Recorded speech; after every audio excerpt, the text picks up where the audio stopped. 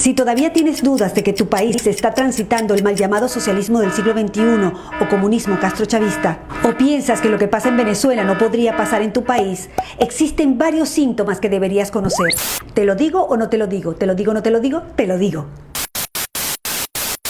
Lo primero que debes saber es que los venezolanos tampoco creíamos que lo que pasaba en Cuba nos podría llegar a pasar, pero pasó. Tenemos que estar muy alerta porque el modelo bolivariano castrochavista madurista muta, se transforma adaptándose a la idiosincrasia de cada país. Ya no usan la fuerza para tomar el poder porque dicen que se ve mal, pero sí para mantenerse. Ingresan al poder utilizando nuestras herramientas democráticas para luego manipularlas a favor del modelo. Modifican la Constitución, destruyen las instituciones y establecen el piso jurídico para convertir lo ilegal en legal y lo legal en ilegal. Destrucción económica, política, social, familiar, moral, destrucción del lenguaje. Desacreditan, subestiman y menosprecian el esfuerzo del trabajo real, la preparación, la educación. Te hacen creer que el mérito no es importante, que ganarte las cosas con tu propio esfuerzo no tiene ningún sentido. Trazan una línea para dividir a la población entre ricos y pobres e incentivan el odio entre clases. Siembran caos y división para poner a pelear sindicatos contra empresas, mujeres contra mujeres, mujeres contra hombres, hijos contra padres, alumnos contra profesores, civiles contra uniformados, capitales contra provincias, ciudades contra pueblos, marchas y contramarchas y hasta veganos contra carnívoros. Te repito, entran al poder utilizando nuestras herramientas democráticas para luego manipularlas a favor del castrochavismo y madurismo. Destruyen el aparato productivo, acosan a la empresa privada y expropian. Establecen un control cambiario con distintos tipos de cambio que distorsiona completamente la economía. Impregnan de ideología política a las instituciones que deberían ser imparciales, como la justicia, la policía, la educación, las Fuerzas Armadas y hasta el Consejo Nacional Electoral. Y cuando esos organismos no se alinean con su ideología, crean organismos paralelos como embajadas paralelas, alcaldías paralelas, colectivos armados, milicianos y paramilitares. Y para ello, previamente desarman a la población para que nunca genere resistencia. Y un buen día, ¡sorpresa!, liberan a miles de presos de todo tipo, favor que será cobrado más adelante porque los utilizarán para defender a la revolución bolivariana y mantener a raya a la ciudadanía. Le dan voz, voto y cargos públicos a militares en ejercicio, destruyendo la institución y convirtiéndolos en opresores de la sociedad civil.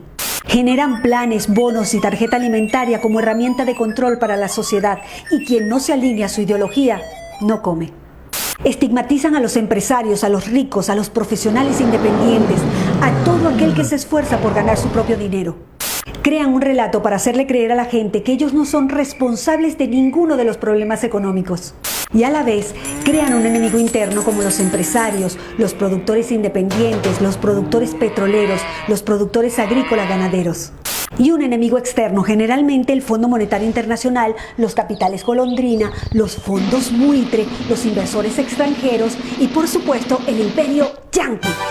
Y hablando de Estados Unidos, vamos a romper un mito. Estados Unidos ha sido el principal socio comercial de Venezuela durante décadas.